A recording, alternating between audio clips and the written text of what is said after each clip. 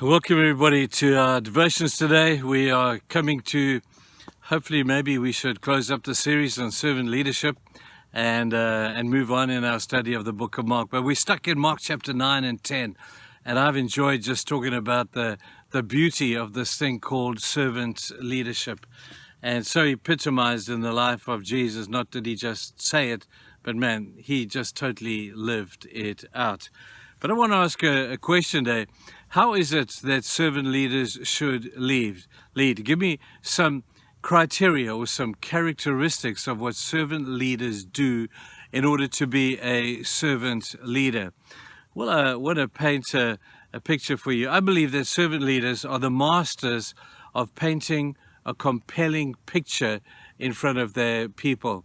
It's a compelling picture of the future.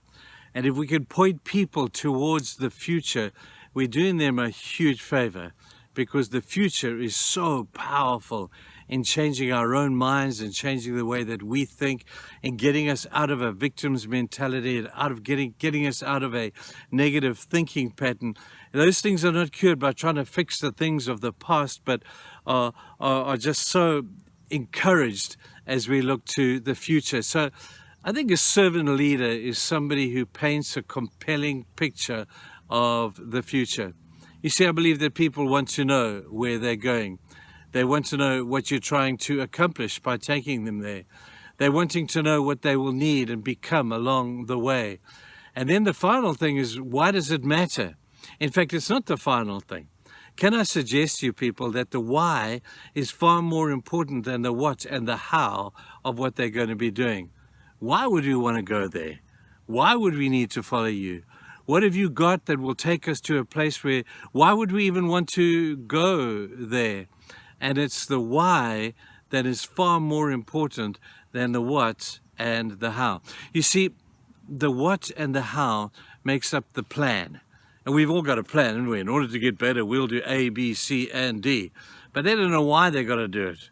They just think that's what you're telling them to do. That's what positional leaders do. But people who lead out of personal power are people who say, man, we need to go there for the following reasons. And they paint a great, compelling picture of the past. It was Martin Luther King Jr. who stood up with that fantastic speech that day. And he said, I have a dream. Remember that speech? Changed the world. That's a great speech. I noticed that he didn't say, I have a plan, because the plan would be the what and the how are we going to do this thing. He just simply said, I stand up here and today I have a dream. I have a vision of the world as it will look if we could do this. And he told them why before he told them what and how. Something inside of us loves that. You see, even if it appeals to, call it the selfish nature of human beings, we all want to get something out of this. We're not doing this for nothing. And when you tell me why I'm doing this, something inside of me says, man, I buy that. I identify with that. I get excited about that vision and that dream. And therefore, that's why I'm doing this. The how and the what will come later.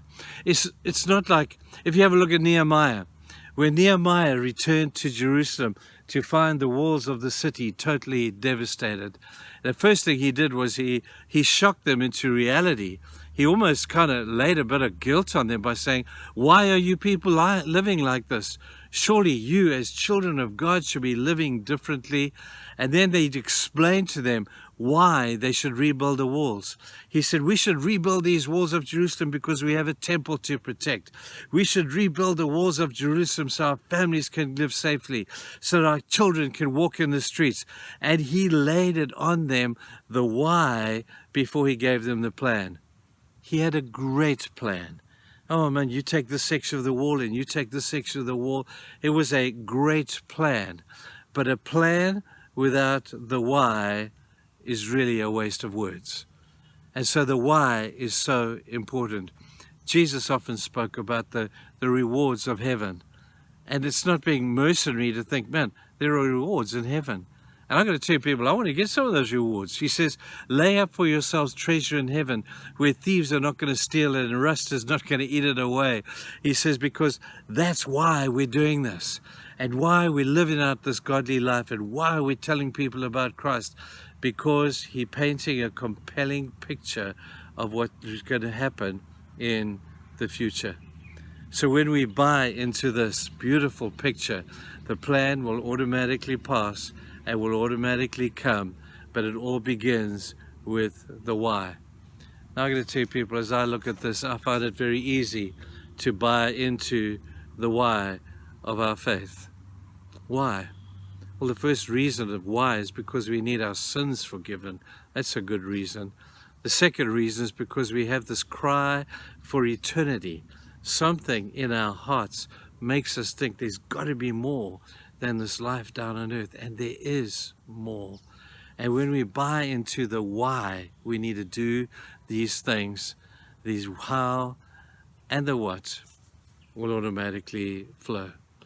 So today, thank God for that which he has planned for your future. Thank him for the why before we do the how and the what, and then apply that into your servant leadership style. Go and have a good day, people. See you tomorrow. Bye.